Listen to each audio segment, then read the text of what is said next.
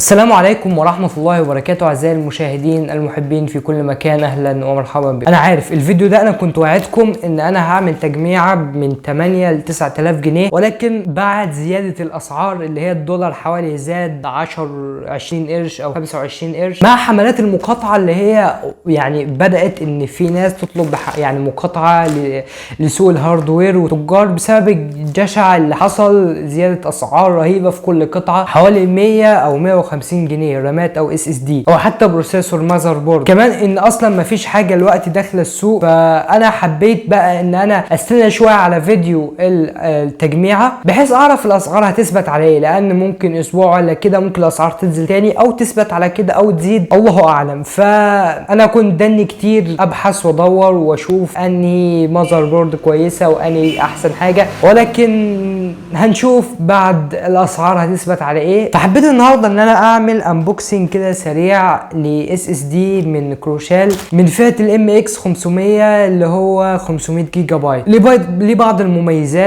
المميزات من اهمها ان هو اصلا يعتبر اهم اس اس دي في الفئه السعريه دي اصلا، اللي هي فئه 1000 ل 1200 جنيه. سرعه القرايه فيه بتوصل ل 560 والكتابه بتوصل ل 510 ميجا بايت في الثانيه. الحجم اللي هو 2.5 انش فبينفع للابتوب وكمبيوتر. درجه الحراره فيه مش عاليه قوي، اللي هو من 0 درجه ل 79 درجه مئويه. ده كله كلام المصنع، ولكن ايا كان لو انت مستخدم قديم للاتش دي دي غيرت للاس اس دي هتحس بفرق شديد او قوي جدا في الاداء. فمش عايز اطول عليكم، يلا نفتح العلبه. كالعاده ده تغليف سوق المعتاد. انا كنت طالب الفاتوره الضريبيه والمفروض ان هي توصل يعني، ولكن هنشوف.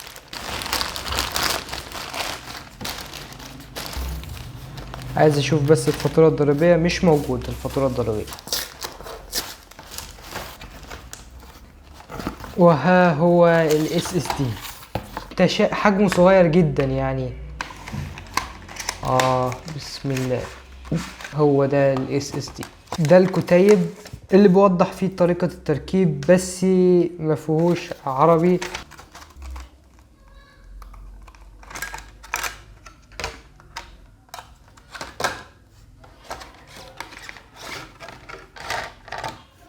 وهو ده الاس اس دي.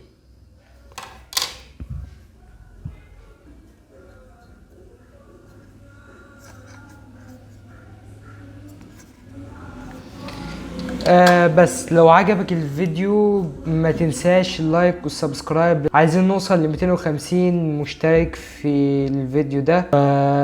اوجه الشكر ليكم. في امان الله. السلام عليكم ورحمة الله وبركاته.